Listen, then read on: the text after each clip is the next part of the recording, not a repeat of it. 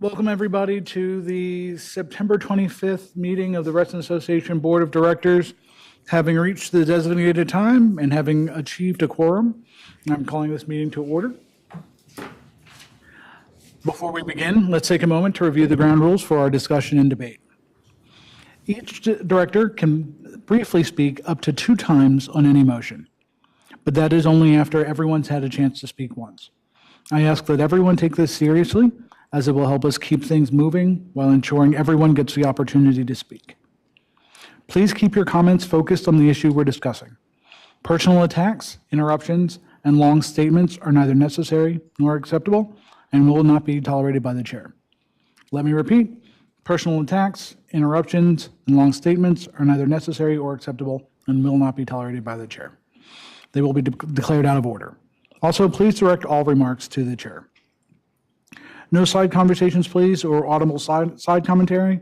If you'd like to speak, just wait to be recognized by the chair. If these rules are broken, I will intervene as soon as possible, or as soon as the infraction is brought to my attention, because I can't see everything at all times, in the interest of keeping our meeting on track. All right, let's get to work. Our first item is approving the agenda. Do we have a motion? Motion. Mr. President, I ask for unanimous consent to adopt the agenda as published in the materials. Is there any consternation? Oh, yeah, could you repeat that on the mic? Sure. Thank you. Mr. President, I ask unanimous consent to adopt the agenda for the September 25th meeting as published in our materials. Any issues? Hearing none, it's approved. Thank you. Moving on to member comments. Brittany? We do not have anyone signed up this evening for member comments. Is there anyone online who'd like to make any comments? No hands are raised. I'm sorry? No hands are raised. Okay, so we will move on to the consent calendar. What I see on the consent calendar is the minutes for both the public budget hearing and the board work session on September 11th of 2025, as well as the legal committee recommendations. Mr. President, I ask unanimous consent to adopt the consent calendar. Any issue with that? Seeing none, it is approved. Volunteer interviews. We've got 3 people today.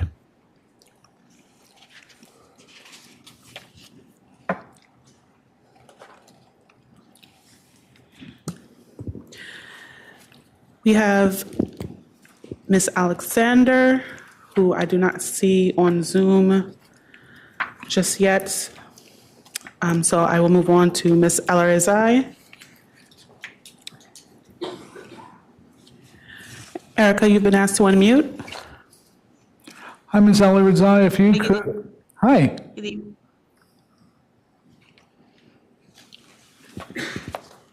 I'm being quiet so you can speak. I'm sorry, can you repeat that? I could not hear you. Oh, we were just saying that you could welcome to the board meeting. Thank you for coming out. Thank you for taking the leap of volunteering on the Covenants Committee. We'd like you to, if you'd like, we're opening the floor for you to make a brief statement. Or if not, Sure. we can just move to questioning. Thank you. Good evening. My name is Erica Alarizai. I live in Golf Course View in Reston. I've been here just over a year, and I've lived in the Northern Virginia area for over almost 30 years. Happy to be here. I wanted to just express my interest in volunteering. My family and I, like I said, I've lived here just over a year. I have 2 sons. One is at Tara said, the other one is 5 months. And we truly love Reston. And while I'm home with the boys, I couldn't think of anything better to do than to volunteer for the place that I love, Reston. So that's why I'm here, to just express my gratitude, to give back in a solid way if possible, and to just answer any questions you may have about me. Thank you. Does anyone on the board have any questions? All right, seeing none, thank you very much for your time. Thank you. We will have a conversation in executive session about all of the volunteers, and we'll let you know as early as tomorrow Thank you. what the decision is. Thank you. Oh, I'm sorry. We do have a question from Director Flashman. On your application, first I want to thank you for volunteering. Thank you. No. I want to thank you for applying and your interest in doing so. I have a question on your application. I believe you put in for 4 different committees. And I'm wondering if you have considered or whether that was a mistake or you have reconsidered, or what is your prime interest? Thank you for your question. It was a mistake. I thought I would just put what I was interested in. And in particular, I was most interested in covenants as I am active within my HOA at Golf Course View. And that is what the Covenants Board really attracted me mostly than all of the other 3. So yeah, it was just a mistake. And I'm very interested. I did speak to the staff on what would be required of me, and I have more than enough time to commit myself. Okay, thank you very much. Thank you. Any further questions? All right, thank you very much. Thank you. Next, we have Mr. Brian Cutler. You'd like to come to the podium?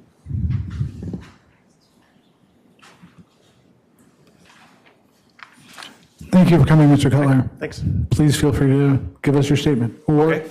if you'd just like to like us to ask you questions, we can do that too. I'll just introduce myself briefly. I'm Brian Cutler, current member of the Design Review Board seeking reappointment. I am a licensed architect. I've got about 20 years of experience. I obviously live in Reston. I work in Reston. We have children, and we're in the Terracet community as well. So we love living in Reston, love being a part of Reston. And the DRB is a great way to serve the community here, and I have really enjoyed it. I have served as a vice chair of the DRB for 2 of the 3 years on the DRB, which I hope is going well. I think it's going well. And so I'd love to, continue to be a part of it and continue to serve Reston. I think it's been great to see the positive impact that the DRB has on Reston at large, and it has been, gratifying and satisfying to kind of work with homeowners and applicants and and especially when they come in the spirit of, wanting to work with us and seek a solution. So that has been very enjoyable. So I think that's it. So if you have any questions. Thank you very much. Dr. Farrell. Thank you, Mr. President. I don't have a question for Mr. Cutler. I simply want to share, when he can hear it, that I've had the occasion over the last several months to be in front of the panels and the full board of DRB on a number of issues, and Mr. Cutler's contributions have always been productive. You may not agree with every decision he's made, but he's expressed the rationale supporting that decision in a way that the applicants and the affected parties can appreciate and understand. So I wanted to thank you for your service Thank you. I on the appreciate DRB. that. Thank you. Thank you for that, Director Farrell. Director Lanza. Hey, Brian. Just wanted to echo what John was saying, and thank you again for all the time you put into the DRB and the thoughtfulness that you apply to every application. We truly appreciate it as a community. Thank you. Director Perry. Well, I certainly appreciate your service. I do have a question for you.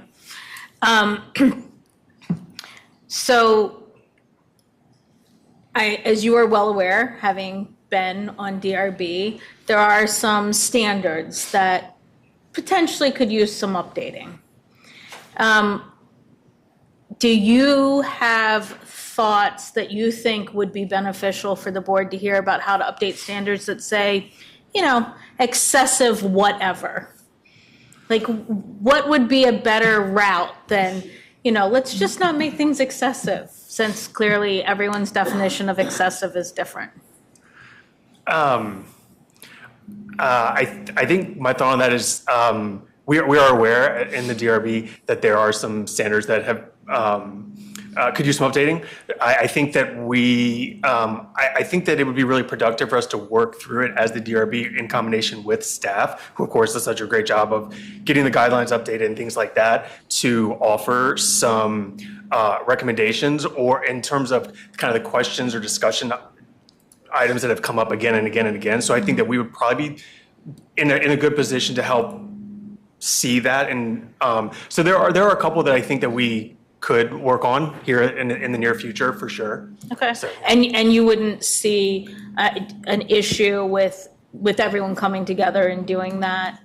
Oh, not at all. I think that everyone would be happy to do that. I think the great thing about the DRB is I think we have a very committed group of volunteers on the DRB. So and they've each in their own way have expressed like, yeah, hey, I wouldn't mind having a breakout session to look at this particular issue or this particular guideline. So everyone kind of has their little pocket of interest or whatever. So I think that would be very well received. I think we would certainly be up to the challenge of doing that. Okay, thank you. And by the way, as you know, I sat on DRB last year. It was always very interesting, so thank you. Thanks. Okay, I don't see any other questions. I'll echo everyone else and say thank you very much for volunteering in the past, and we'll get back to you no later than tomorrow with our decision as far as your next term. Excellent. Thank you very all. much. Thanks. We've got CEO updates. I know there was a video that we all watched, I'm sure. But Mr. Cummins, if you'd like to say anything. Thank you, President Johnson. Yes, we actually had a series of videos. This is the time of the quarter that we do our departmental updates. So they're information only, really, for the board. But if there are questions, we're happy to answer any. Any questions for Mr. Cummins? Director Farrell. Mr. President, I submitted a question to Ms. Kowalski about, if you're looking on the document that was rec pass scanning usage statistics, tennis, pickleball. It's not numbered, so I'm sorry, I can't direct you exactly to that page. But our court monitor this year reports to us that on a daily basis, 15 to 20 non-pass holders have been asked to stop using association facilities. I believe if we bring that up, I don't see Ms. Kowalski there. Oh, I see. There she is. Hiding behind the monitor. There has been talk about putting in pass scanners, and it's a big number to put them in at all of, 14 locations? Yeah.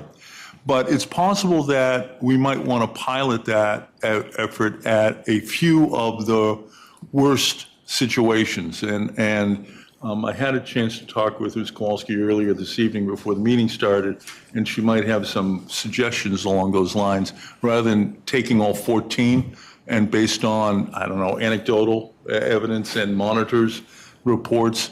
This year, the monitor didn't specifically identify which court those 15 or 20 were located on, but there is a sense that it's identifiable. So if we could. Sure. So what we did, we do not keep track of the location, and when we ask people to leave, we focus on educating and promoting that, hey, did you know you could get a recreation pass as a non-resident? And we do that education at the beginning of the year in April, and then, but really once May hits, we really ask people to leave. So that 15 to 20 daily, we don't, like you said, we don't have the exact numbers, but talking with the court monitors and the tennis team, the top three are Autumnwood, Lake Newport, and Hook Road, and then followed by North Hill, Shadowwood, Glade, Colts Neck. But kind of those top three where there are frequent people that are asked to purchase a pass or leave are Autumnwood, Newport, and Hook Road. So that information, I think, should inform us when we get to our budget conversations, Mr. President. Thank you very much. Any further questions or comments for Mr. Cummins? Oh, Director Jessica, thank you. So you wanted to do all of them together?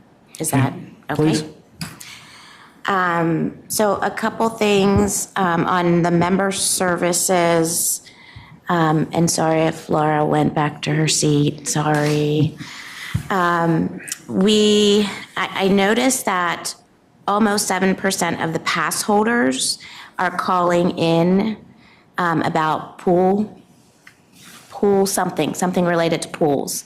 And I was wondering if the team has seen any trends to reduce that number of calls, or if we're at a point now with the technology that we've rolled out, if an actual pass is really still needed, or whether we're in a position now where we could do those verifications of membership electronically on a device. I appreciate the question, and I'm not going to give anything away because we're just not quite ready yet. But yes, we are taking a look at a couple of things that would really reduce the number of calls, and those calls for passes really are. I couldn't figure out my account. Some help and support. Some of them are new.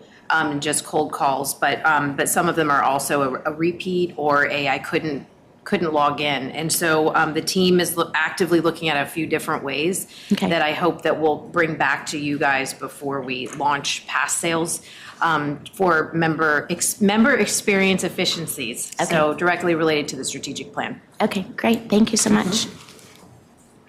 On tennis, I noted that it seems to be one of the areas that we have the highest rate of non-members. When you look at camps and pools and some of our other programs, I was surprised to see how much tennis was a non-member activity. It ranged anywhere, I think, from like 37 to almost 50% of the participation in our tennis is from the non-member population. So I thought that was interesting. And then I also noted that the same thing that Director Farrell did, I was surprised to see that even though we don't have monitors at every single court, we're still asking 15 or 20 people a day to leave our courts because they don't have passes. And then on the reservation system for tennis, I noted that PrAC had some uncertainty, I think, on the lack of access or why we were talking about a reservation system. And I just wanted to share that because this came up during last budget cycle too. There are two things that I feel are driving it, and then a third kind of ancillary, because I don't see it as a lack of access. I see it as a too much access to those that shouldn't be on the courts, whether that's non-members that are trying to play on the courts without passes, or whether it is, people using the courts after hours for non-court activities. And then, I've certainly heard, and I remember hearing last year among board members that they had heard, kind of going to the courts and kind of waiting and not being sure how long they're going to have to wait until they can start their game. I don't think was an issue on 100% of the courts, but it was enough people I felt like the board had heard last year that we had asked staff and PrAC to look into it. So I'm hoping that might help PrAC clarify why we were asking those types of questions. On the environmental report, there were a couple things that I just didn't understand. And again, forgive me for this is not my area of expertise by far. But I think it was the first slide said, align climate adaptation strategies to regional resiliency goals. And I wasn't sure what that meant. And I'll tell you, I was a little hesitant at the word regional because I wasn't sure if RA was trying to align ourselves regionally with others, or if you could help clarify what that means. It's a good point, and we can easily clarify it. Director Juszczyk, its intent is to align with the county's goals, because the Fairfax County goals are the closest thing regionally to, a leading edge, I guess you could say. I'm not sure how to describe it. So nothing more than that. Okay, so it's kind of aligning RA to the goals that others have, either locally or regionally. Yeah. Okay. The most, if I may, the most work in this kind of climate and energy world right now seems to be Fairfax County's Office of Environment and Energy And they've got a lot of great kind of well-regarded plans, and we're just trying to say we wouldn't need to reinvent a lot of things, to be honest with you. So there's an Okay. efficiency meant by that. Okay. It's stated a little more in the thick text, and it was probably poorly written there, so it's a good clarification. Yeah, no, that's really helpful because I've seen RA in other decades maybe be more of the leader in developing them and pushing them out to Fairfax County. And so now it looks like we might be in another place where we're aligning ourselves to plans that are already out there. Yeah, I'd welcome us to be a leader, but to be consistent with them at a minimum. Okay. Yeah. And then there were two goals that I wanted to clarify and just want to make sure we're not pushing ourselves farther than we think that we can. One was, it said we are going to aim for 60% reduction in hydrilla on the lakes, which seems to be something that happens and then it stops and then it happens and then it stops. And so I was like, that just seemed like a really high number to me and wanted to see if you guys felt it really is achievable. Yeah, I think if we can get, there's kind of a two-part treatment, if you will. There's a fungicide that we've done in the past, and we've done carp. And we haven't put the carp back in for about 6 or 7 years. So we feel like in the intervening years, we actually had almost 100% or less hydrilla. So we think it's pretty doable without a huge cost. Okay. Yeah. And then eliminating of 20% of invasives. I think we've heard not only within RA, but our neighbors in some instances have expressed that there is a large amount of invasives. And we've talked as a board in the past about, invasives it's like a constant battle, right? Yeah, if you put right. money towards it, right, they grow back the next year. And so we have 1,350 acres, and I was like, can we get to 20% and kind of reasonably get to 20%? And is that a huge cost to maintain a 20% reduction? That one could be a stretch. We're going to come back and report out at some point on the investment that you all made on the invasives contract, which is going great, is the short story. So we feel, we're flush with happiness this summer that we're actually making progress. Okay. If it's a 10-year plan with our 1,300 acres, I think 20% would be doable for a lot of things that we could get and control. Okay. But I'll admit to you, it's a stretch. We've got to have some stretch. Right, absolutely. So, and then just in general, I couldn't connect the report with the budget. And so if you could help us understand what in the report is moving to the budget side of it. Okay. Versus, I'm assuming some of it will move to the education side or things like that. But how much are we talking about to kind of reach the goals that the plan lays out? So I think Pete's going to jump in. We have not put this to budget at this point. These are initial planning goals for you all to consider as we develop this plan with you over the next few months. And so we would have a perfect opportunity to line these up as we would normally do with anything. So there's really no budget tied to it. Okay. Yeah, just a quick add-on to that. So we are to bring the first draft sustainability plan to the board. I believe we decided in November or October. November, I think. November. So EAC is going to see the sustainability plan again in October. We're going to bring it to the board for review in November. So aside from some items that we've already sort of placed in the budget, so carp, for example, which I'm very excited about, we're going to add lots of fish to Lake Thoreau to help with the hydrilla issue, which I find very exciting. The invasives funding from last year is currently in the draft budget, so there are some items that are introduced, but we're still, I think, waiting to see what shakes out of the plan before we take it fully to budget. Yeah. Okay. And that's all I had on environmental. Thank you so much. On the communications one, I was hoping, could you, do we know when the all-member email went out? Not sure. I was on the list. Maybe my husband was on the list and didn't send it to me. If I recall, it was probably the second week of July. I could go back and look for an exact date. But it was in that time frame. Okay, because it was just hard to read on the slide, so. Sure, I'd like to sorry. actually I tried to cram a read it. lot of stuff on those slides. And then can you tell us a little bit about the development that we talked about during the last comms update on using email addresses? It seems like this might have been the first push. Are you still developing a campaign or a way to do that? Sure, we Am I have asking too early? Or little bit, but I can definitely give you an update.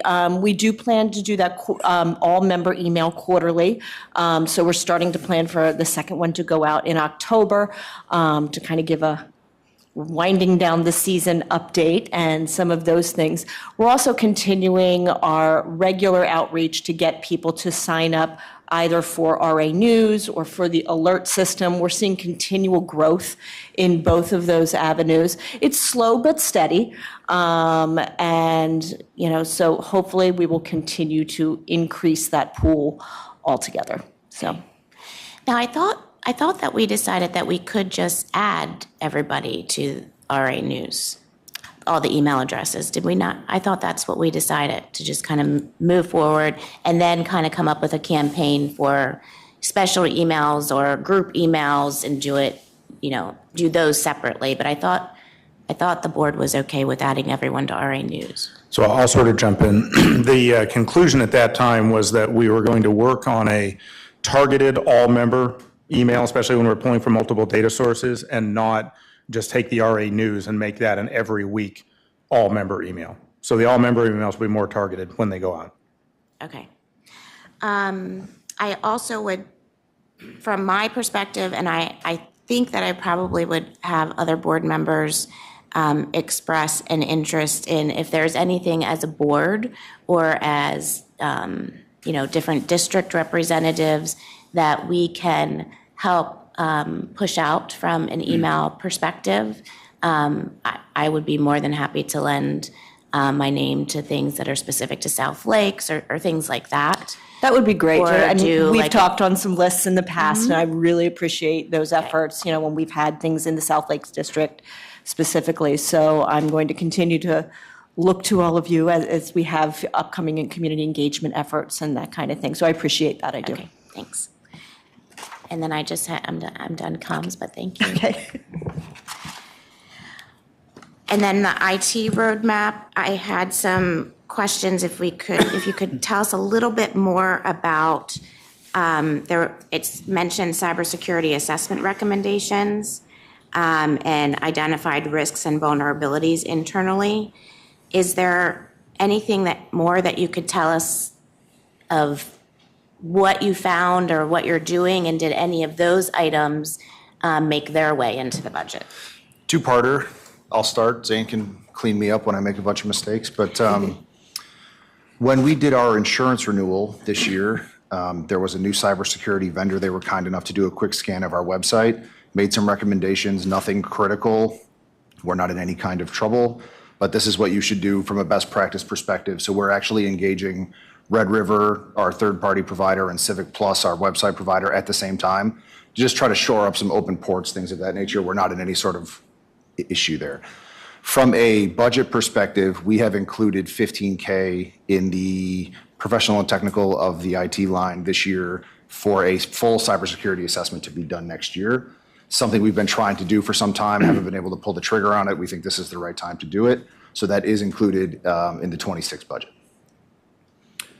Just if I could comment quickly also on the IT roadmap in general. I know this has been a topic that the board's been interested in for some time. I feel like we've made more progress in the last 6 months than in the previous 2 years that I've worked here. Zane and our other IT staffer, Damien, have done a wonderful job in the last 6 months of pulling together all of the applications that we use. They've held stakeholder meetings with all of our departments. Here's the apps that we use. Here's what those functions are that they do for the association. And I think we're sort of honing in on what our next steps might be. We're just not quite at that place yet. For example, I came into 2025 fully expecting that we were going to move away from RecTrack and move towards the Civic Rec module. In our evaluation and analysis of that, we found out that there are many things the Civic Rec module can't do that RecTrack does do for us. So we would be taking a step backwards instead of taking a step forwards. So we're in the evaluation mode, but I just wanted to give Zane a shameless plug that we are inching closer on an actual IT roadmap. We're just not quite there yet, but we are moving forward. No further comments. He covered it. He covered it, yeah. Thanks, Zane. And I just wanted to comment that it said in here that you were aiming to finalize the SSO integration plan by the end of the year. And so I'm definitely looking forward to that report. It seems like you're making progress. So thank you for working on that. I think it's really important to the members. Thank you, everyone. Appreciate it. Thanks very much. Oh, I turned it off because I was coughing. I was coughing and I didn't want it to carry online. Are you sorted, Director Jessica? But for the Sorry. record, I just thanked Zane for doing the SSO integration plan and looked forward to seeing that plan in the first quarter. Okay. On the land use update, I just wanted to point everybody to, I think that there are a couple applications that are going to be coming forward that are really important to at least groups of our members. One of them that is probably more important to a larger audience of members, and that is Comstock on the south side is coming back, and we've kind of called that the gateway to the South Side Metro for everyone on the south side of Reston. And so I think that's something that the Land Use Committee is going to follow, but I think it's something that the board might want to pay attention to or listen to those meetings when they come up. The next big one is Reston Town Center North, which is I think, again, a larger amount of members in Reston have been very interested in what's going on there for quite a while. So they're coming in October to the land use meeting. And then Roland Clark Place was going, we weren't sure what we were going to do with that because we didn't know they were coming. And then they were coming at the end of October to the Planning Commission. We were like, whoa, that's really fast. And now apparently they have delayed with no ETA. So we're back into an unknown, which maybe leaves a little bit of breathing room for the Land Use Committee to take that up in a November time slot instead of trying to do multiple in the same month.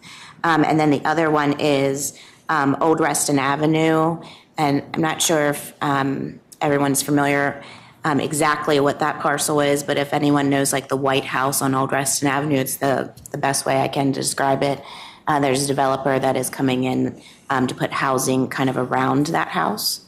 And so I think those are the ones that are that we should definitely be keeping an eye on.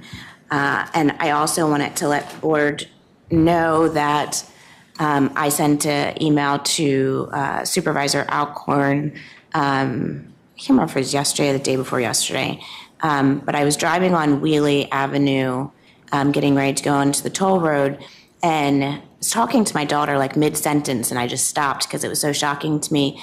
But the JW Marriott has this gigantic sign on the top of it. And at the time, it was just bright red, no letters, no nothing identifying that it was the Marriott. And a member sent me a picture when it did have JW Marriott and it was in blue. I think that the light sensitivity of our members is going to be really important, especially as Comstock South comes back. And so just encourage you to, when you drive through that area, kind of feel what it feels like day and night, so that when we get into a discussion on it, we can have some solid plans on what we want to do as a board. If I could just interject on that one point. You can see that sign all the way back on Twin Branches, just when you're off of Lawyers, a little bit past the playground there. You can see that sign all the way over there. It's like the Eye of Sauron over Reston. It's horrific. Well, and it does, sometimes it's all white. Yes. Once in a while, it's all black, That's creepy. once in a while.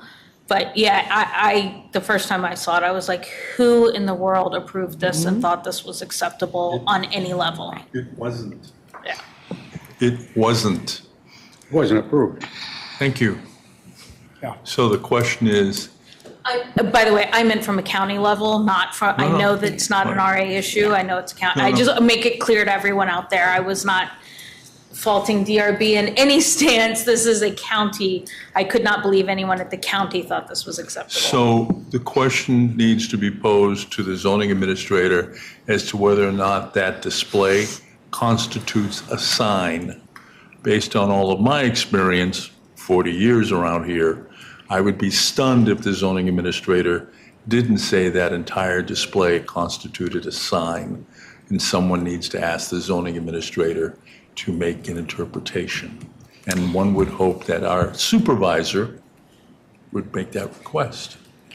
Well, as a citizen, I submitted a complaint, so I'm not sure if that's asking for a zoning or not. But as an individual non-board member, when it shocked me that much in the middle of the day, I was like, oh, no. Matt's got his hand up. I just want to make sure. I'm done. Okay, thank you. much. Director Molnix. All right, thank you. Most of my questions were answered. I'll just make one comment on the JW Marriott. I believe some of the signage observations were during commissioning when they're doing testing of the signing. I would just let's see when it's fully commissioned and go from there. But I agree. I was on Twin Branches and had the exact same reaction that Director Johnson had. A big, bright spotlight of a sign. So something I'm certainly concerned about. Most of my questions on the update were asked and answered here, so I really appreciate that. I just want to make a comment to staff on the level of detail, the quality of the presentation, of the data that's being collected, of the anecdotal information, as well as the qualitative information presented. This was a superb packet and update. So please, for everybody who participated in that, in the curating of the content and the creation of the presentation to us, thank you. That's all my comments. Thank you very much. Anything else on this topic? Director Perry. I continue to encourage the IT team to keep moving forward. I still am receiving complaints about RecTrack from members. They find it difficult to use. I have to be honest, it's not my favorite website to go to. I also wanted to make sure we all knew, apparently in WebTrack, if you have a household member that is no longer a household member, unfortunately, you actually have to call member services. You cannot just drop someone from your household. And I find that to be unfortunate, and I would be curious, it doesn't have to be answered tonight, is that a policy decision or is that a fault of the system? Because it took me many, many days to finally make the call because it's not something that's, always on the top of my list. Why don't we follow up with the full board? We'll put it in writing. We have answers, but we'll put it in writing so everyone has it. No problem. Awesome. Okay. It looks like there are no more questions, no more points of discussion. Thank you, Mr. Cummins. I appreciate it. And thank you again to the whole staff for putting together the presentation package. It was well done, well received. And thank you very much. So moving on to the aquatics 2025 season review. Again, we had a great video that, I don't know, I'll let you describe it, Pete. Thank you, Thank you very Director much. Johnson. So some of you, as I call up, Laura Catrona and name tag Nate, AKA Nate Wheeler, are here. Some of you will remember sitting last fall at the lake house, hearing a presentation from these two wonderful staff. And the outcome of that presentation was, thank you for the information. We want better. We want more. So we have spent the better part of the year figuring out how we can report in a better, more effective way, not only for the board, but for us as well. So what we decided to do was come up with this outline where each pool received a report card for the season. Nice. I tried to think of a better word than report card, and I couldn't. So we're going with report card for tonight. But there is a usage slide and a maintenance slide for each pool. I know that it's very difficult to sort of separate what happened this year with what we're planning on doing in 26, but this is really a review of the season that we just had. So if we can maybe target those questions for Nate and Laura tonight on what they saw for this year, we can then bundle that up and dump it into 26 conversations. But I will turn it over to the board for questions and to Laura and Nate. Okay, the floor is open to the board for questions. Director Juszczyk. I sent mine in advance, so I'm hoping, I think they make sense though from an analysis perspective from the board for decisions we're going to make later. So I noticed that I felt like when I was going through the presentation, I felt like a lot of the slides said the pool hours are meeting the needs of the members. And then I kind of got to the end and I was like, but why are we changing? And so I tried to do a little bit of analysis on why you guys might be recommending the changes that you're recommending. But it was hard to without a couple more pieces of data. So I know we increased that lifeguard rate last year. But we also added hours, so it's kind of compounded, and you can't really tell the difference between, what was the cost of just increasing the lifeguards versus the cost of the hours that we added. And so I was wondering if you guys could go back and kind of look at that piece and give us an idea of what the cost impacts were between the two. Because I think that would help us separate the lifeguard piece from how many hours adding and subtracting that we get for a whole pool season. Yeah. That would be really helpful. Of course. And then I got confused on the weeks. And I think fiscal did too. So I was hoping maybe you guys could clarify, especially around the Fairfax County school schedule. Sure. What is season 2 versus what is season 3 and how is that working? Sure. So I'm happy to clarify and thank you for the question because I don't want anybody to panic. The season is not getting shorter by any means. Season 3 was 9 weeks long this year. It will also be 9 weeks long next year. With the way that the school schedule falls, season 2 will be scheduled to be 4 weeks next year. It was 3 weeks this year. So that's the change, yeah. Season 3. And then, I'm sorry, I'm trying to separate my questions to the budget one specifically. So in 2026, do we know how many hours are in the budget? Like we had 9,669 or something like that. I think it's here somewhere, but it's around that. And then in 2024, we had a little over 8,000. So I'm just curious, as of right now, before we make any changes to draft one budget, what does 2026 look like as far as hours? Just over 10,000, so 10,046. Okay. So with the proposal for Shadowwood, to answer your earlier question, Shadowwood is from member feedback to open that facility earlier in season 2, and since it's heated, so that's the proposal there. That would add 160 hours. Okay. And then with what we're calling the extension of season 2 at the additional facilities, that adds 294 hours.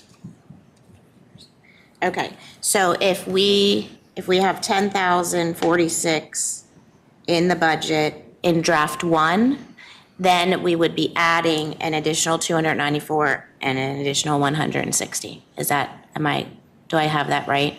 Or does the 10,046 include those two? Shadowwood is not included in draft 1. And I don't think season 2 is, right? Season 2 is included. Season 2 is. Correct. Okay. The 33,000 is included, but the 18,007 for Shadowwood is not included. Okay, so then if we added 160 hours, we're almost going back to like 2016 or, around those year type of hours? Okay, that's really helpful, thank you. I think that's all I had. Oh, if in the future, you guys did a really good job of adding data, so I don't want you to think that you missed something, but kind of understanding the difference between weekend hours, like Friday and Saturday nights especially, and then, obviously Saturday and Sunday during the day, kind of understanding the difference in the number of visits on those types of days where we know more people are off and can go to the pool versus week.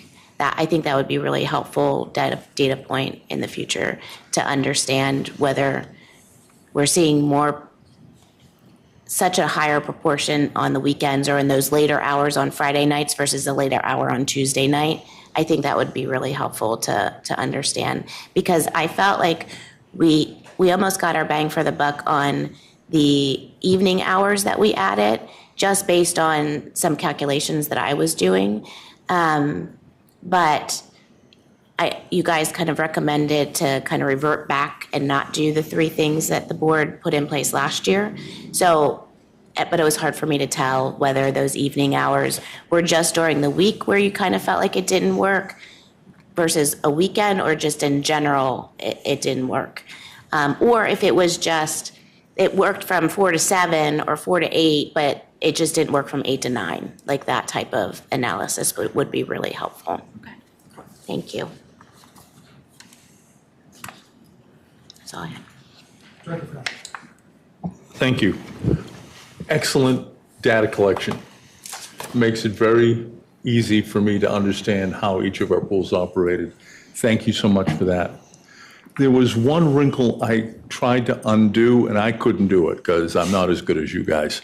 But this phenomenon where at several of our pools we had very, very low participation during the last hour, what I couldn't untangle is to what degree that was because that hour was fitness hours at each of the pools. And so I'm wondering to what degree there would be more participation in that last hour if we took away the fitness constraint during that time frame. And I couldn't figure it out. And that's just because I deal in words, not numbers. It was showing the total trend for 7 days a week or whichever days the pool was open. So we could pull out the fitness day and show that day separately. I think that might be helpful. It would be. Okay. Yes, Thank you. of course. And thank you. Any other questions? Director Foshman?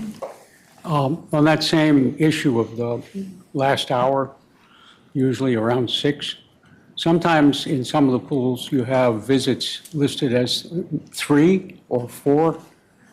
And I was wondering whether that was simply new people entering the pool, or that was the total number of people in the pool.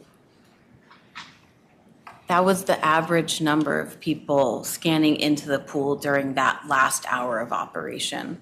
So they were counted by the lifeguards or someone? Scanned in. Scanned in, yeah, scan. They would have scanned. Well, their pass, yeah. you scan when you enter, Correct, but you don't scan when you leave. correct. So, We could find that data. We have guest hourly checks, so we check the number of people at the pool every hour. So it's not exact, like you said, they don't scan out, but we've got some numbers we could get. okay, so there was a count, someone did a count. Exactly. Okay. And the other question I had was, you have something titled unique visits and total visits. Can you tell me what that means? So let me take one example here. A couple slides. Apologize for the delay.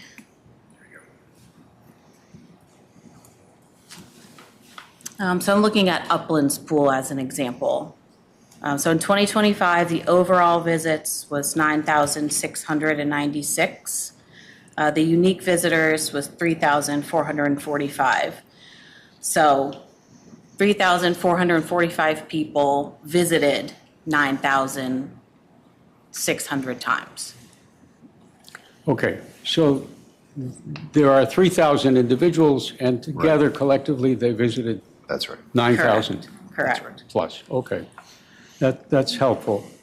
You also have this data in which you have what you refer to as a heat map.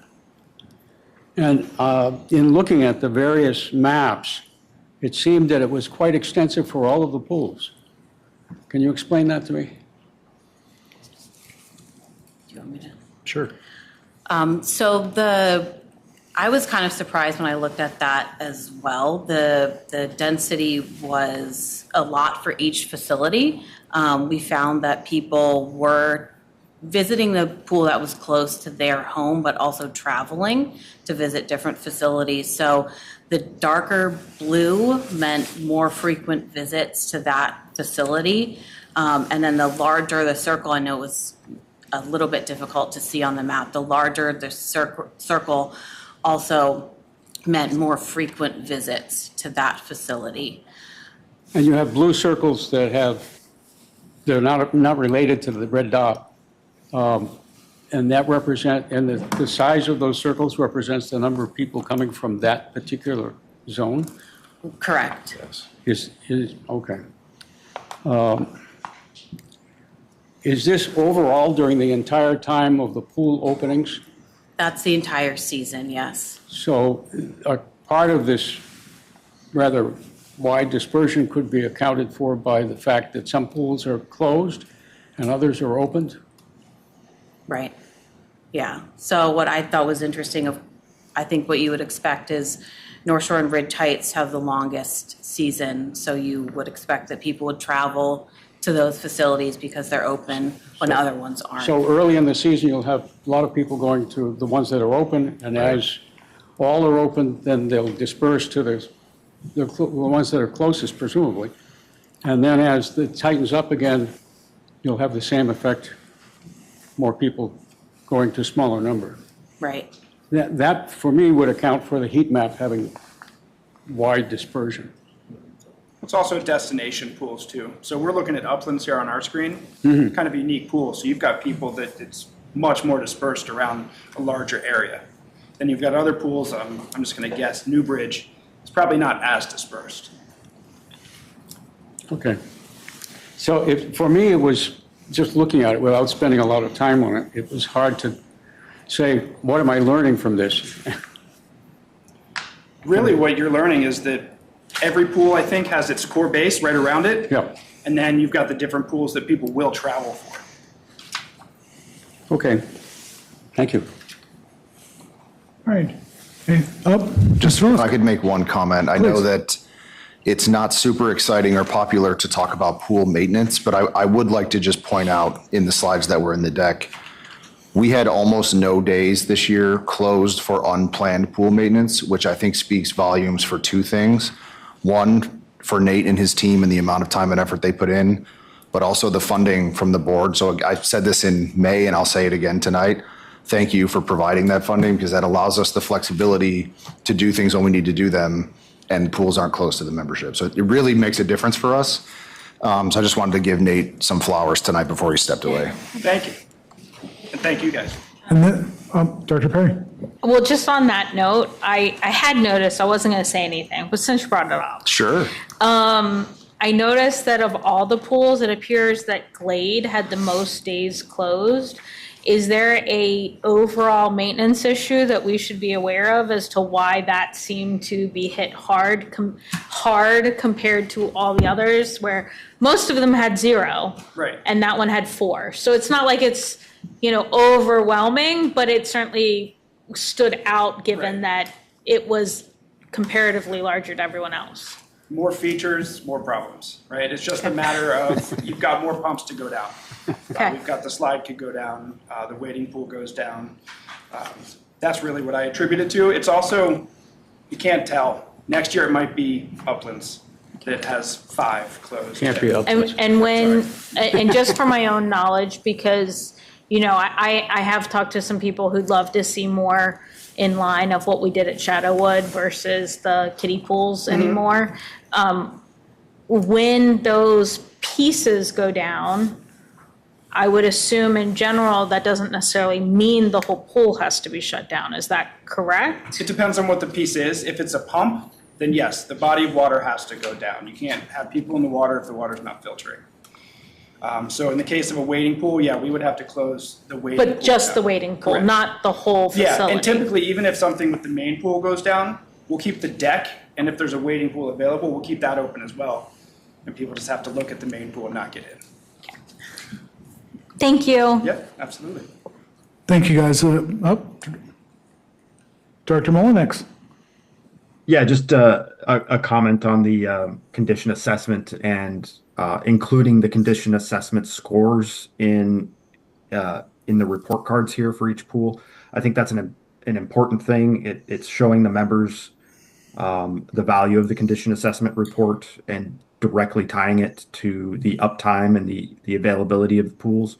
And I think as the years go on, the data that we have from the condition assessment will help us with trends and with managing the capital investment, the maintenance, all of it. So just another plug for the condition assessment program. I'm highly encouraged by that program and want to see it continue. And then my last comment again, and I'll just echo the comment I made with the earlier presentation. This was a fantastic presentation. So everybody who participated in the data collection, just great job. I know Director Santa is not in attendance tonight, but she also made a comment to the team just on the quality of the data collected and presented here. So again, thank you to staff. Thank you to everybody involved. And just to add to that, thank you for a great year. You know, I got to come to a number of events at the various pools, and I was nothing but impressed every time. So thank you all very much. Thank you all for your time. See you at the sprint try next year. Okay, just a note for everyone. The agenda says 7:25 to begin the operating budget draft number 1. It is now 7:27. So, you know, let's pat ourselves on our back and knock wood that I have not just jinxed us. Mac, if you'd like to get started. Thank you, President Johnson. I will give an introduction tonight. Tonight is the first of the budget meetings in which the board will start a dialogue about what the final assessment will be. Just to give a brief recap, the budget season kicks off with the adoption of the calendar in the March timeframe. Moving through the summer, we have a series of work study sessions to identify the key drivers and key variables, as well as the value sets in the creation of the budget for the following year. These are things that look like keeping the same level of service, expanding expectations should that come up, or contracting. We have 2 separate work study sessions with the fiscal committee, one in May and one in August, to specifically refine those concepts. We do a member input session in which the board then decides which kinds of member suggestions we want to fund. And then it becomes the CEO's responsibility to create the first draft budget for what it will take to run the association in the following year. So we did that. We're trying a new process this year. In the past, the CEOs and myself have delivered the first draft budget in September. We did that earlier this year. We delivered the first draft budget in August, and then used the August study session with the fiscal committee to review the draft budget in detail. So we went through quite a bit of detail of different cost centers, different expectations, service delivery models, and so forth in the August session. We received some general feedback from the board, a lot of questions. We then subsequently offered and conducted some one-on-one Q&A sessions and went through individually with board members about the budget itself to make sure everybody was clear on what was in it and where things were located and what impacts of different, budget items were and so forth.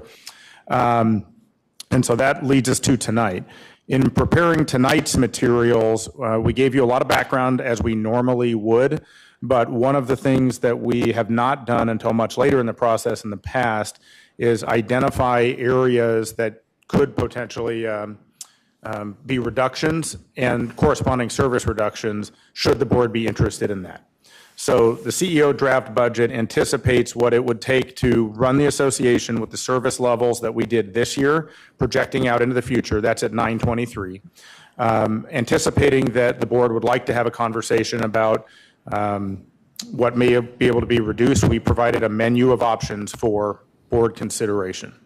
So we prepared all those materials anticipating having some dialogue with you on all that tonight. My understanding is that the board has had some additional conversation about process and where we might take some of the decision-making. So I think I'm just going to hand it back to President Johnson. Staff is here and ready to go in whatever direction the board would like. Yeah, and we appreciate all the work that you've done so far. But the board would like to, bottom line, spend some more time noodling what we have. So we're going to break off into a couple of smaller groups and 2 or 3 smaller groups. I don't want to scare Tony. And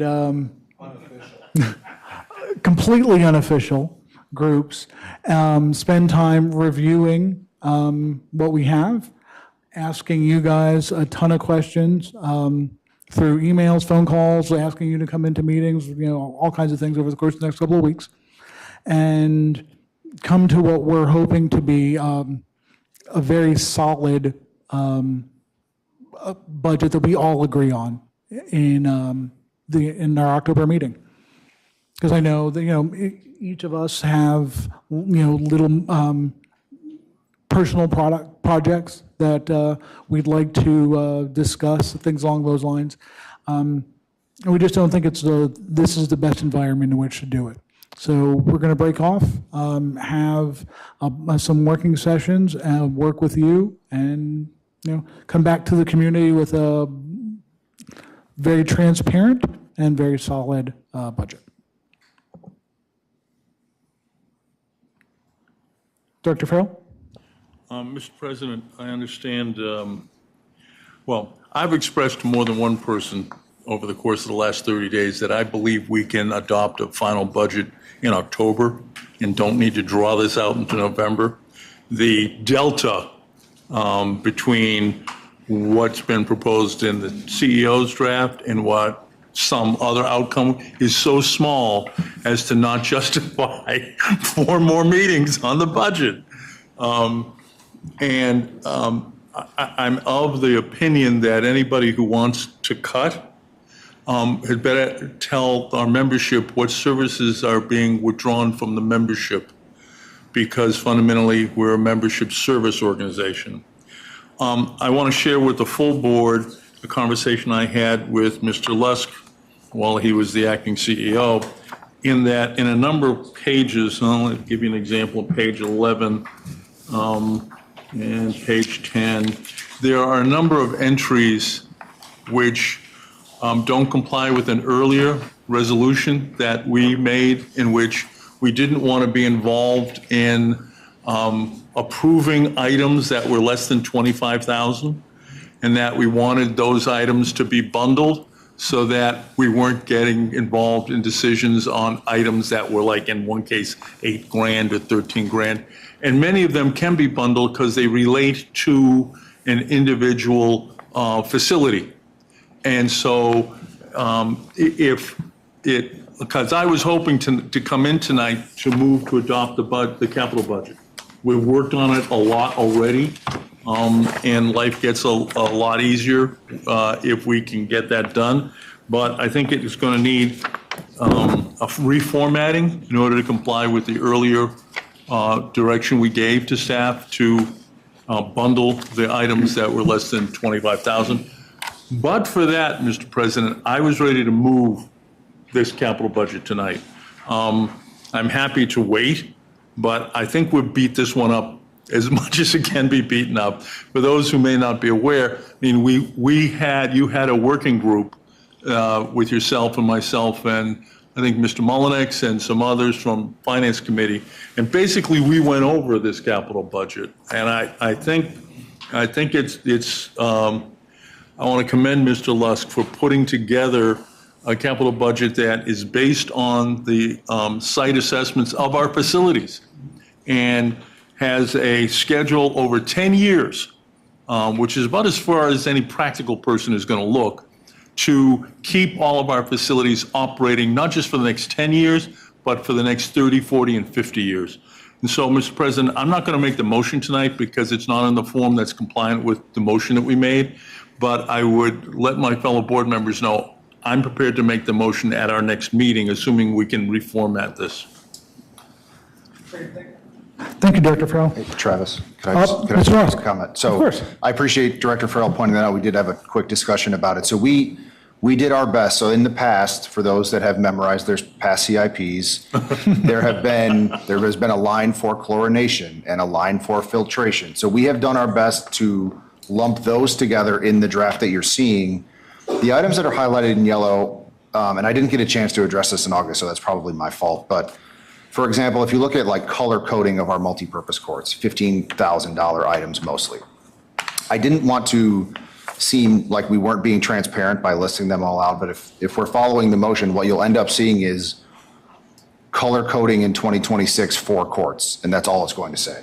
So as long as everyone is on board with that this is a non-issue for staff, just from a transparency perspective, that's what it's going to look like. Great. Okay. Thank you. Any other comments? Current questions? Director Dreschek, thank you. I do think there is one thing that's not in the capital budget that staff have put in this packet that the board should probably discuss and decide whether it should go in this packet. And that is whether we put locks on the tennis courts. I believe that would go into a capital budget, and I believe it was 244, 230, 40, 250-ish. Yeah, sorry. So I think that might be worth us having a discussion and determining whether we want it to be in the next draft of the capital budget. And I think we also kind of need to ask staff, because there wasn't any timing in the presentation, what they would see as timing. Was I reading it, hopeful that it could be done next year? Or is this like a 2027, 2028 type of project? So I'll take a first whack at that while Laura meanders up from the back. So when it comes to programs like this, so we have not done this. This is a change for Reston tennis culture. And so my first goal in this conversation for 26 was, this has been a conversation in my first two budgets. I wanted to be responsive to the question. I felt like in years past, maybe we haven't been totally responsive to the question. I really like the idea of pilot programs. I think pilot programs tell us a lot of things. The kayak storage rack is a really good example. People used it. Was it the most popular item we've ever installed? Sort of. So I think if we're going to take a whack at entry systems for tennis courts, the courts that Laura has identified earlier in the meeting, let's pick one or two for 26. Let's see how it works before we make the investment and before the membership is unhappy.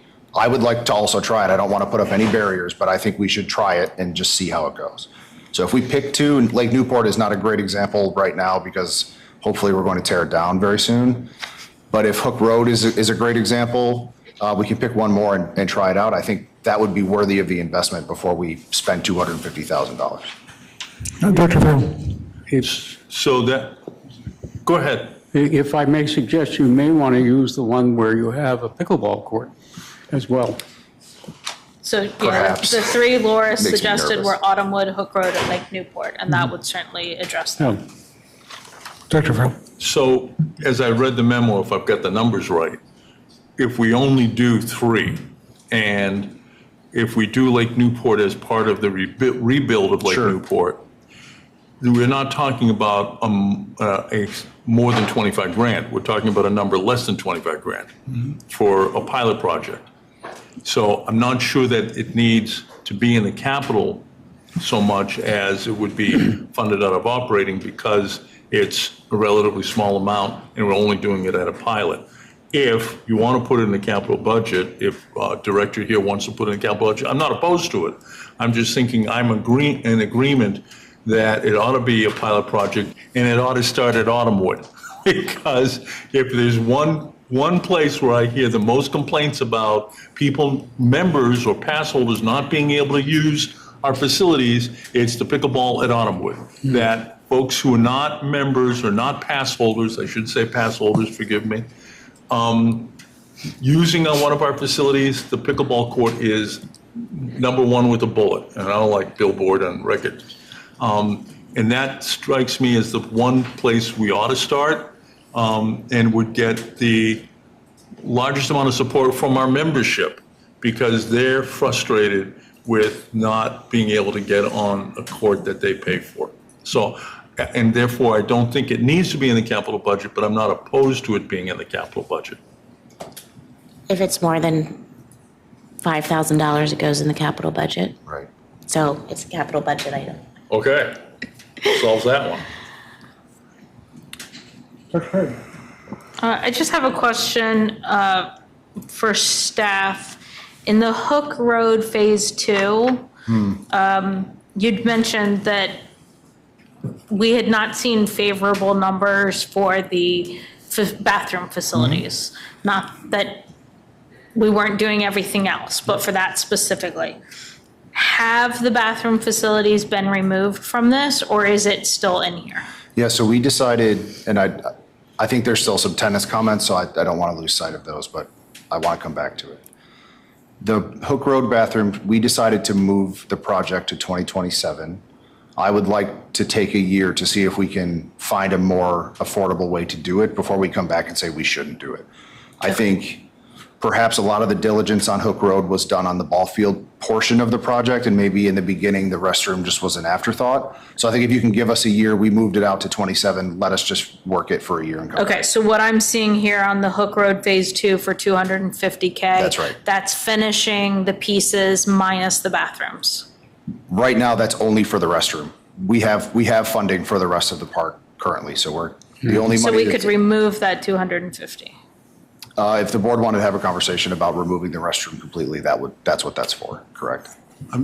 But I'm not seeing it under, maybe, am I reading this wrong? I'm seeing it under 2026, not 2027. Pete, yeah, I think Pete was a little confusing there. The current draft one and the CIP you have here still has that 250K in 26. In the memo that he included for tonight, so he was proposing suggesting that we move it to 27. Because I could support that, but I would like to have that removed from 2026, given that that's not likely to move forward at this time. Yep, that was a recommendation. Sorry, thank you, Ed. Nope, that's okay. That was a recommendation that I made. Ed's always good at correcting my mistakes.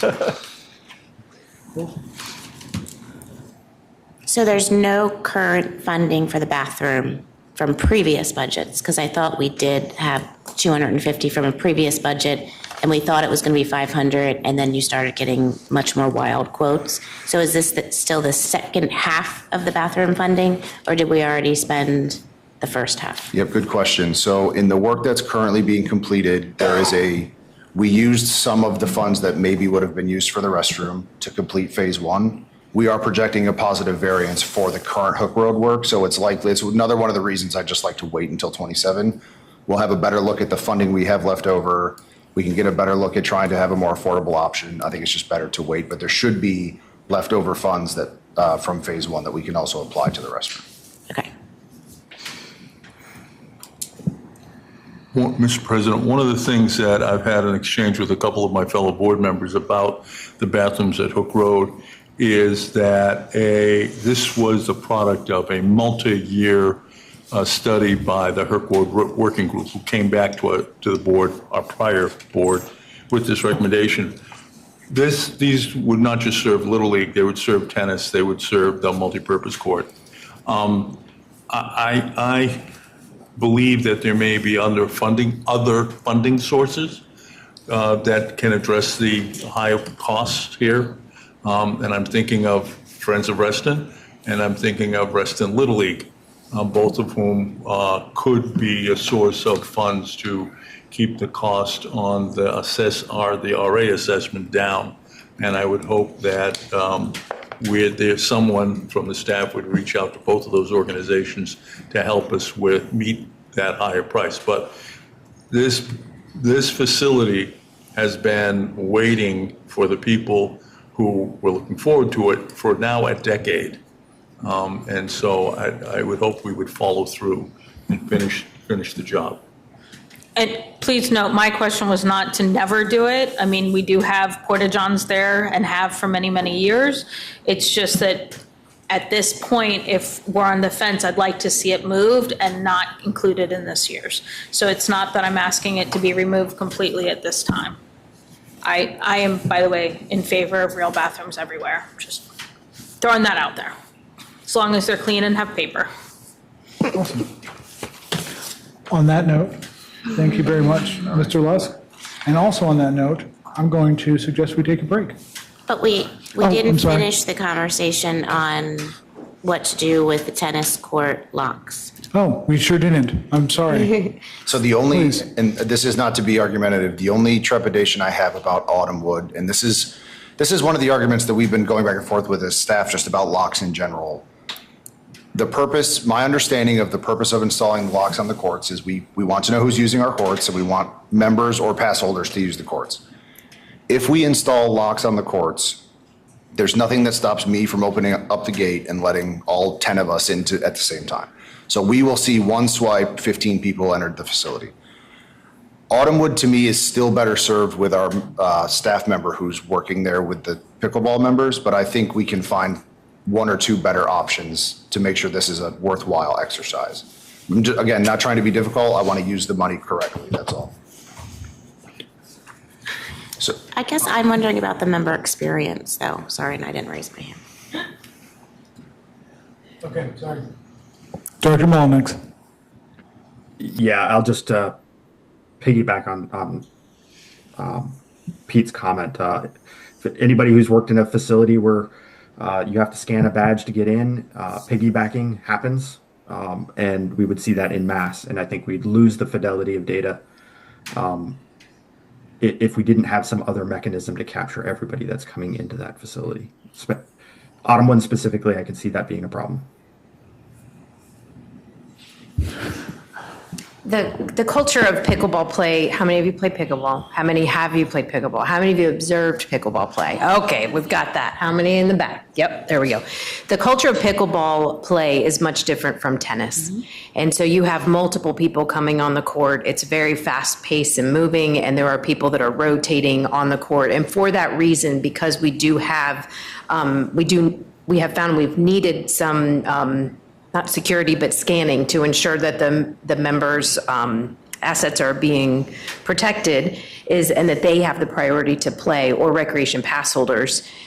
We've staffed somebody there. So it's not from dawn until the evening, but it's when we do know that there are peak hours of play. So, and that's determined by staff based on when they've been out there. So that location, I feel like we do have secure, it's secure with a staff person there. And that's also why you see in the numbers here that we have many more scans here, because we have a person on site, where the rest of the scans are based on roving court monitors, where we do not have people at the facilities all the time. And that's primarily where we do have the issues.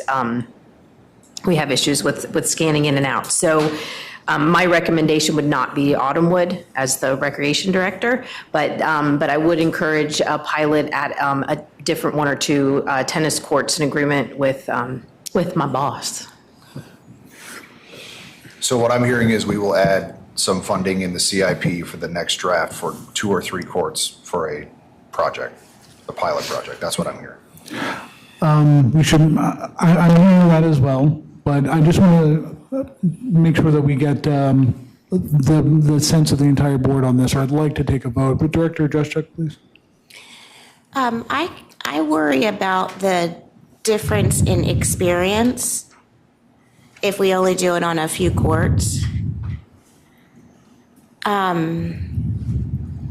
It's like if you end up at Lake Newport and you didn't know that they locked their facility and you didn't have your card, then you're mad, but you can go to Uplands and it wasn't locked.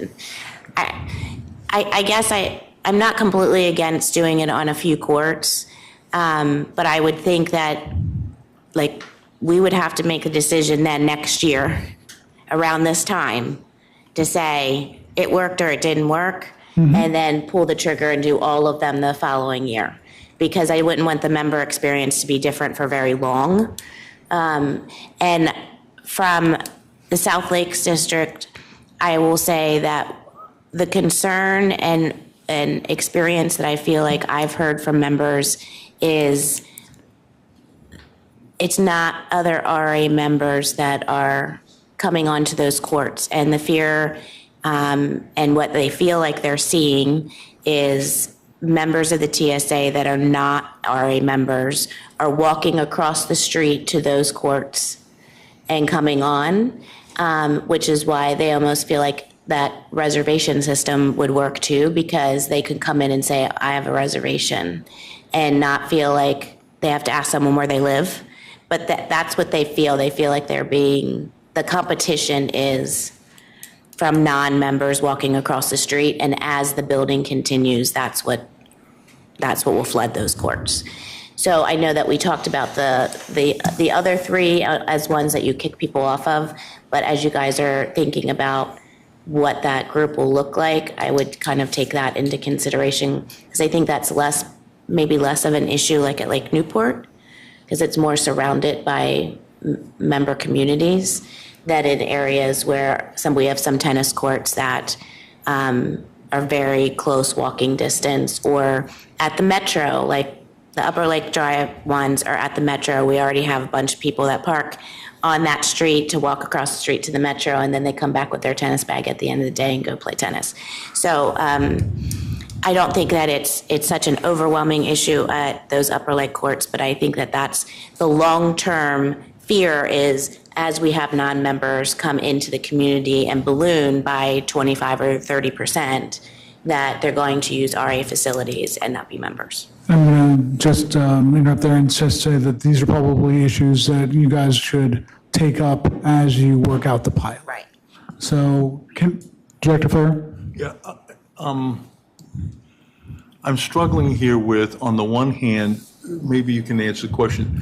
There's a monitor at Autumnwood most of the day for how long, and what's that costing us, versus putting in a card reader, which we don't have to pay health and dental to, and they're in two different budgets, so it's hard to compare apples and apples.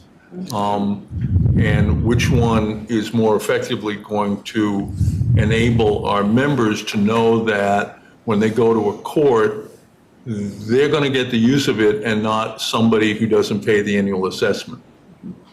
So I think that that's a great opportunity for us to respond in writing with like a cost benefit to both. I'm happy to do that. It's a great question. I don't want to trip around numbers and get it wrong. So why don't we respond in writing so you all have it for your working group meetings? Appreciate it. Thank you. Great. And to put a bow on this particular question, can we get a motion to ask staff to include funds for a pilot of the monitoring system at several to be determined facilities? So moved. Second. Motion's made and seconded. I think And I we've had want to make lots of. sure that we clarify, it's not just the reservation system, it's the locks. Yes. Together, yeah. Yep. Motion is made and seconded. I think we've had significant amounts of comment and discussion on this. All in favor? 1, 2, 3, 4, 5, 6, 7. It's unanimous of all in attendance.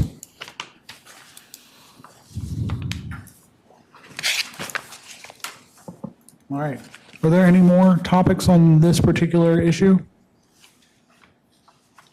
No, President Johnson. My assumption is that that was the full discussion around the operating and capital budget items. So that would leave us with just the fee pyramid review discussion. I'm sorry? We just did CIP stuff. We did both. Actually, operating was the first. Yeah, operating was supposed to be the first on the item on agenda. the list, and then CIP. Go ahead. If you had other things to bring up, that's what I'm saying. Yeah, sorry. Ask I him. can do it at the break. I don't want to delay the break, though. I know that everyone wanted a break, but no one else had anything on operating? Not now, no. That was $20 million budget, but no questions. I'm sorry, I'm waiting till we have our small group discussions to formulate my questions. So I apologize that I don't have them tonight. Okay, and I'm fine with doing that too. Yeah. And just if I wasn't clear, staff is going to be integral to the questions, the small group questions, the conversations. They will be available for us to ask questions, and we'll provide information, supplemental data, things along those lines. Director Farrell. Can we go ahead and take a break? I do have a couple of issues that I wanted to surface in the operating budget for everybody to think about without actually taking a vote on them. I would love to take a break. So we can take a break now and come back at 8:10. It is now 7:55. Thank you very much. Thank you, Mr. President.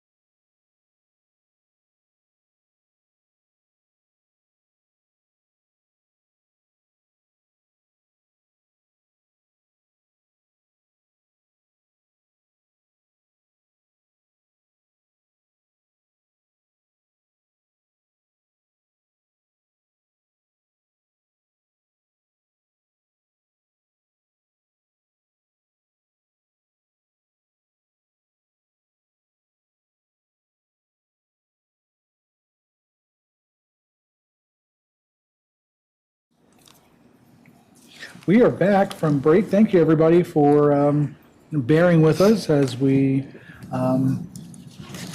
rested and rejuvenated to come back for another part of this board meeting. I know that Director Farrell and Director Juszczyk both had some items they wanted to address about the budget, and I'm going to turn it to Director Farrell to get started. So I only have two things I want to table tonight, put on the table so people won't be surprised when I make the motions next time. I'd like to have our merit increase pool set at 3.5% and not 4%. Information I'm hearing is that that appears to be the merit increase pool or merit increases that people are experiencing in and around the Washington area. So I think that 3.5%, that 0.5% is going to save us a fair amount of money, and I'll be making that motion when we come to finally adopt the budget. The other issue is the, what do we call it, the attrition rate. I think that number actually is low, and I'm going to have conversations with somebody about maybe increasing that rate. And they may offset each other, but I think that we can probably, and if it's higher, then we don't have to fund as much. So I'm not comfortable with the, I call it a vacancy rate. I guess we call it attrition rate. That's anticipated in the budget. Thank you. Thank you. Director Juszczyk. Okay, separated mine into two sections. One is things that I would like to see each of the different small groups have maybe a discussion on, so that when we come back, we're more definitive on what we'd like to do on that. One is on pool funding. We kind of heard tonight that the numbers have gone, from 8,000 to 10,000 in the last 2 years, maybe up to 11,000. And we probably have some number that we're comfortable funding, so maybe a range that we're comfortable funding, so that staff can create a pool schedule for us. The second one is on the program fees, which I know we'll get to in the next one. But my guess is we're going to need to discuss that in small groups and how those fees get determined, and if we're comfortable with those tiers that we came up with. Consideration of, we've so far done the condition assessment out of budget savings, and we're most of the way through it. So whether we would be comfortable continuing on a path like that or funding it through the assessment next year. And then one that came up during fiscal was related to risk factors. And if there's anywhere in the budget that we want to, make sure that staff understand we are pro taking care of those things, but because they're unknown items, are there areas where we're willing to build in a risk factor? One of the ones that came up during fiscal was on pool hours. And like this year, we lost 138 pool hours, really not because of the pool maintenance issues, but because of the rain itself. So are there other areas in the budget, like maintenance, like, yes, please do the pool maintenance, but we're not really sure what that's going to cost. So maybe we use, trending numbers of previous budgets and not fund it as high as maybe what staff have put in the budget, but make sure that we communicate that they're risk factors, don't do these things. So I wanted to bring that up because it came up at fiscal. And then from a staff perspective, if I could have a little bit more information on a few things, I think that might help the small group discussions. One is, are we budgeting for camps at 8 weeks or 9 weeks currently in draft one? Since FCPS is out 9 weeks next summer, and it flip-flops all the time, so I just don't know if it's in draft one or not. Two is the professional and technical services line items. They've increased kind of exponentially over the last 3 years. They're up like 60%. And so a better understanding of a list of what in general across all of the budgets make up those numbers. We're sitting at about 1.2 million. And it's kind of if you look at professional services, it's like staff and then, right, we outsource some professional services that you could also call staff, right? So analyzing it from a perspective of insourcing and outsourcing, and because we don't know what's in those line items, it's hard to determine. And then a little bit more on the software that is new that's sitting in those line items. Like what is the HR software? What is the member engagement software? I think you guys put in what the maintenance software was, but I wasn't sure what those two softwares were. Staff recommended maybe taking out the treatment for the hydrilla, but in the environmental report, we were going to reduce it by 60%. So I'm kind of a little bit lost on that one. Is it like we can take the risk and not put it in, but if it shows up, then we'll spend the money on it? It's more one of those risk factors, or is it we think we over budgeted too much hydrilla treatment and we only partial? I wasn't sure there. And then there were some inflation factors in the budget, but I can't tell if they're new expenses or we're just taking inflation and inflating it more because of something. And I just noticed there are a lot of lines in the CSF budget, the lakes budget, the natural areas budget, the pathways budget, and then across all of the budgets on vehicles, in which it was a lot more than just the inflationary number. It was like 22 to 26%. And so, but they were across all the lines, so I couldn't really tell why those in particular were going up, but they went up a lot more than what we took the inflationary factor was. And then one last one is and I should have said this during the CIP discussion, we normally get a carryover list of projects, and I got really confused because in the financial report, it kind of mentioned Lake Throw Dock and Glade parking lot, but in the capital report, it mentioned not those projects. So assuming that maybe some of them are carryover from previous years, so I can't tell what is carryover from 2024 and back versus what we might carry over from 2025 to 2026. I think that would be helpful. That's all. Thank you. All right. Any other questions or comments that we need to make on this topic before we move on to the fee pyramid? No? Okay. So, and let me not call it the fee pyramid. That sounds a little Madoff-y. So I will just call what it is, the non-assessment fee schedule review. Thank you. We were calling it last year a few times. It was called the fee scheme. So I'm glad we're moving out of that conversation. So two items in this topic tonight. The first fee schedule for next year is included in your packet. So let me talk a little bit about how we came to those fees. We had actually a pretty robust conversation at Fiscal about them. So as we were putting the fees for the non-assessment fees for 26 together, there were a few factors. So one was if staff did not determine that a fee needed to be adjusted to keep up with cost recovery, we added a 2% number to that fee. So one of the recommendations Fiscal made was, why don't we, if the operating budget is going to increase, why don't we increase the non-assessment fees the same number? So we did that for fees that staff didn't manually adjust. So if you looked through the 500 or so fees in that schedule, the reason some of them were increased 2% is because staff did not feel like they needed a separate adjustment to keep up with cost recovery. The second piece of the discussion is following the presentation we gave at the September 11th meeting. There was a request to maybe do a little bit more digging on cost recovery and performance of fees last year. I think in the last meeting, I talked a little bit about how some of the way we do our financial reporting, I get a little bit nervous about the way the numbers kind of all are in the same budget line or same GL in our financial reporting system. So we're not quite ready to report on every single fee in the way that I would like, but we did do some additional analysis, and there was a video on some of those fees that I'm sure all of you took a look at. So we just did some additional digging there. I think generally the overview is that everything is performing sort of as it should be. And happy to answer any questions on both the fees themselves or the report.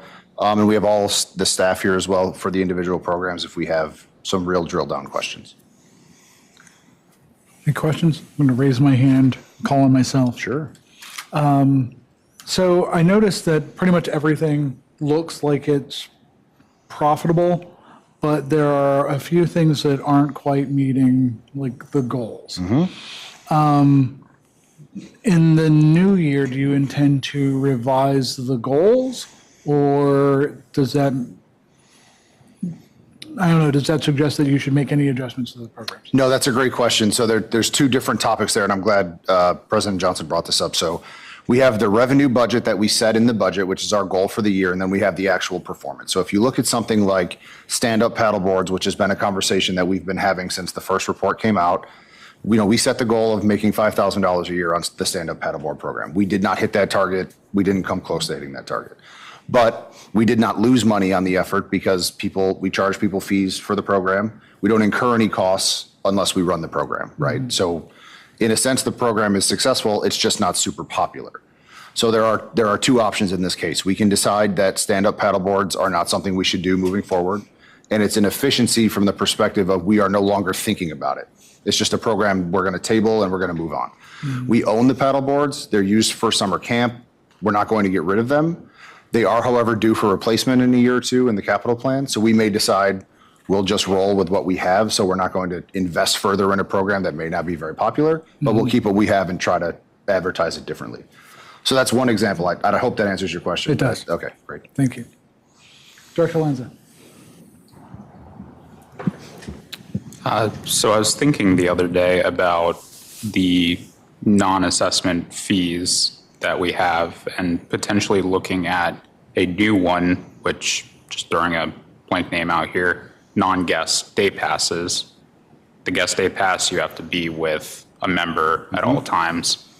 But looking at something that would address a situation, an example of the situation would be, say my parents are in town for the week and I have to go to work, but my mom wants to play tennis or some other example similar to that.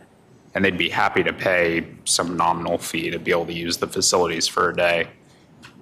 Is this something we could potentially look into and see if that could address some of the situations we're having where we have to kick people off the courts because they aren't members or pass holders, but they would happily pay to be able to play with their friends for a little bit? So that's a great question. And oddly enough, guest fees were a sort of a large topic of conversation at the fiscal committee last week. So we as staff are going back to the drawing board on guest fees to propose something new for the draft 2 budget. Sometimes with the way the publishing deadlines work for our documents, it's hard to meet the deadline and get something new in. So we're back to the drawing board on guest day passes, basically for the exact comment that you're making. We also have heard comments that guest passes they should not be the same for non-members as they are for members. So if you're a non-member pass holder, your guest pass should also be different than a member guest pass holder. So we're going to try to unmuck it a little bit because it's a little mucky right now too, but it's a great question. You will see some changes in guest passes for the draft 2 budget. And non-guest passes? Correct. Director Fleshman. I have some questions in regard to the paddle boards, just boat rentals in general. And could it be that the lower numbers are a function of the cost that is, or the charge that is being made to the membership? And in concert with the recent report of the Lakes Equity Working Group, it was suggested that perhaps the fees could be lowered and you might attract more people. And if you had a program in concert with that to make it known that this was available at a lower cost, you might entice people who would not ordinarily use the lakes and thereby increase the lake usage for people who don't live on the lakes. And if you could consider that as one of the alternatives, as opposed to keeping the cost at where it is. Right. And still you would not lose money because you would be, as long as you did it at a profitable level, minor profit, if the more people you got, the better off you'd be. I think the boats at Lake Ann are also a really good example of using the pyramid exercise for what it should be used for. I think right now, if I remember correctly, it's a tier 4 program, meaning it should be kicking off revenue based on where it is in the program. It's a conversation for us as a team here. Do we believe that the Lake Ann boat rental program should be a more community benefit type program than a revenue generating program? That's just a conversation for us to have. I know that. Change the tier level. Correct. I think my team and I are open to lowering that fee, but that isn't our decision. Actually, if I remember my fee schedule correctly, we may have recommended lowering the fee. I don't remember exactly, but it's a conversation for us to have. I think the Lake Equity Group recommendation is a good one. I think we should look at making the program more accessible. And it really depends on us as a group here if we think that the program should be kicking off revenue or not. But I am open to lowering that fee. And I believe that my boss is as well. We've had that conversation. Thank you. Sure. Director Perry. I'm just making sure that I'm reading this correctly, and there is a piece of me that hopes I'm wrong. Okay. Under the lake house fees, Oh, okay. Yep.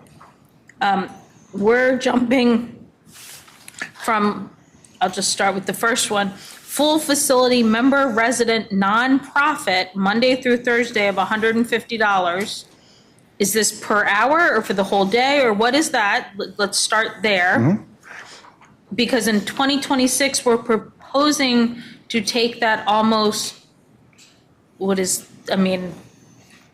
$1,000. Sure. And I'm glad you brought that up. That's a huge jump. Sure. And it's a relatively easy explanation. It's a good catch. What we've done, and I thought we did the write-up in the memo, and maybe Laura, I can call you up for just a little more detail. What we're finding is that this is the fee that we're seeing when people book the lake house in total. So we're packaging a lake house rental to include AV, the food fee, a 4-hour rental, we used to charge people 6 or 7 different fees that would amount to $1,000. So we're now booking that in a 4-hour time block and charging them $1,000 instead of 7 different fees that add up to $1,000. Okay. Does that make sense? And we can provide more detail. Does make sense. It looks funky on the schedule, though. I know in general, a lot of people always think that's a very high fee anyway. And so I think this is going to initially scare people. Laura, so make sure we package it well. Done.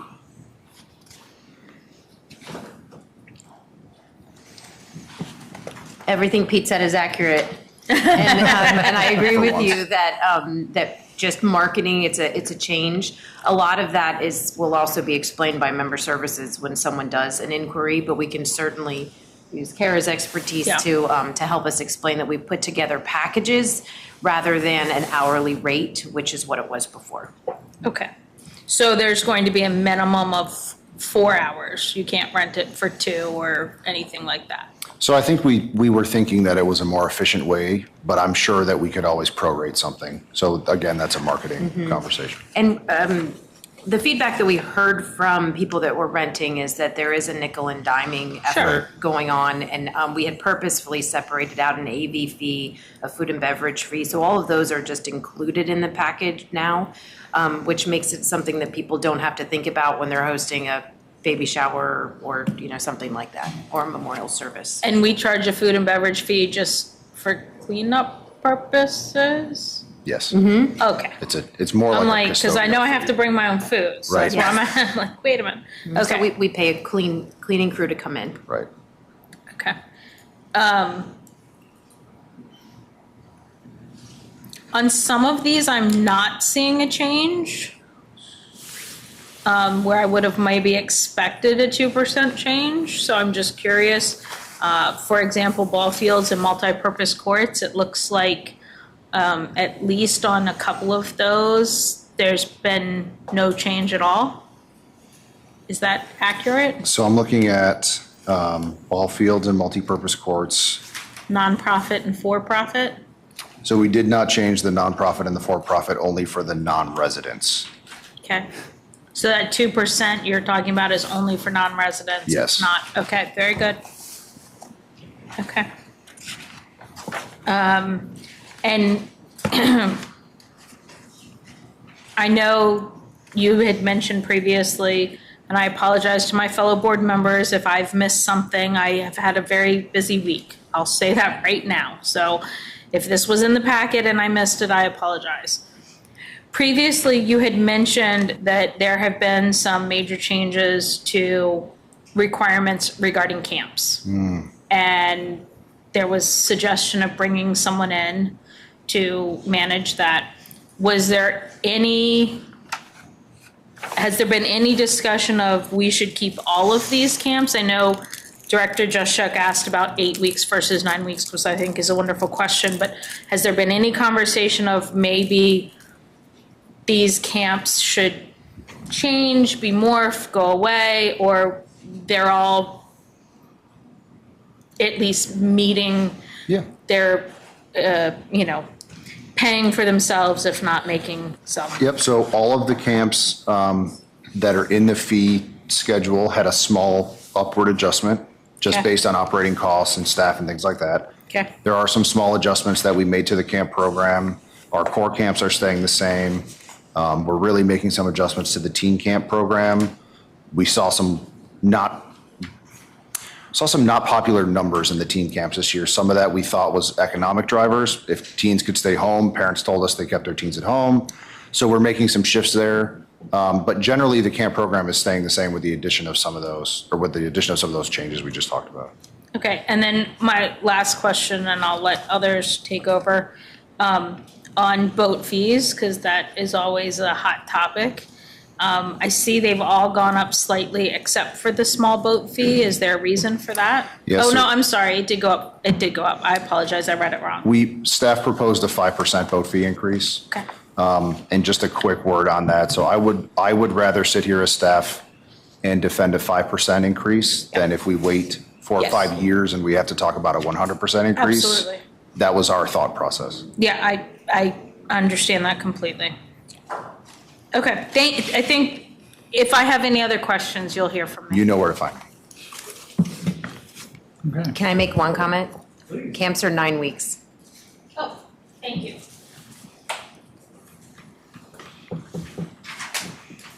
Ask and ye shall receive. Okay. Anything else on this topic? Director Juszczyk. Thank you for doing the analysis on this one too. I kind of see this as our first stab at looking at the tier levels. I really, really, really would encourage after the budget is done, you guys to sit down and go through the GL numbers and start coding things so it'll make it easier for you to pull a report like this together. Because I think that's the way that we really need to be looking at programs. And on the boat rentals and stand-up paddle boards, I would be fine with moving those prices down for next year. But again, we're in this cycle where we'd have to buy boats in 2027. And so if we're going to take that risk, let's take it in 2026 and figure it out. But in these numbers, we're not incorporating the actual cost of the boats as part of it, right? You pay for them over 5 years out of the capital budget. And so things like that, I think there are ancillary costs that are still not built into kind of these reports yet. Like camp admin has a whole functional budget, but building it into these reports on a per camp budget, there's overhead costs that are related to all the managers' times related to all of these programs as well. So I think that, again, it's a good first stab, but I think as we look at it, we need to look at it through the lens of it's not 100% of the expenses that we're seeing in the presentation yet, just because they need to move some numbers around. I was really surprised that the day camps, like overall camps make us net revenue, and there's a shift. But I was really surprised that the day camps were not breaking even or bringing us in revenue on a net basis, because I thought that those would probably be some of the most popular ones after the Walker Nature Center ones. So that was really surprising. So I encourage you to look at the fee there a little bit more because you moved it $8. And that's not going to make us $56,000 more for the day program. But again, it could also be a factor of maybe there's something in those day camp budgets that are spread in other budgets too that we don't know. So as best as you can, I think, take a look at the fee schedule one more time. There is also a highlight of adding a pickleball pass. And I totally I think I understand why staff would suggest adding it. I think it is another line in which the association could make revenue. I think until we get more pickleball courts, it might not be a standalone fee that we want to add. And I still am in favor of really the premise behind the board matching the pass fees to the non-member fee. And I'm a little nervous that the pickleball draw would not have some people pay that full fee, but then take over the pickleball courts that we don't have as many of.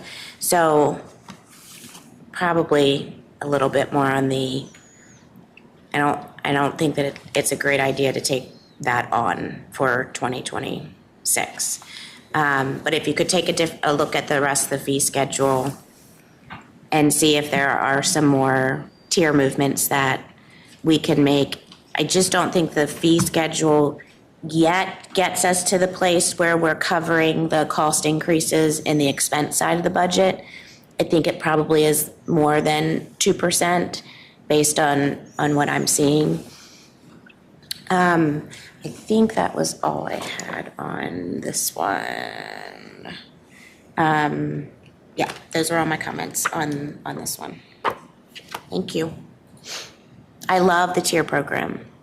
I think it makes it easier for the board to evaluate things and faster for us to evaluate things and gives us all, has us all tied in together about what that value system is. So I'm still really excited about continuing to inch forward in how we're implementing it. Okay. Anything else? I see a thumbs up from Director Molinex. I think he echoed Director Juszczyk's sentiments. I think we're ready to move on. And our next item, thank you, Peter. I appreciate everything you've done for this. We're moving on to executive session. So on this case, can I get a motion to move into executive session for discussion of personnel and conversation with our legal counsel and contractual matters? Thank you. Second. Moved and seconded. All in favor? Unanimous of all in attendance. Thank you very much.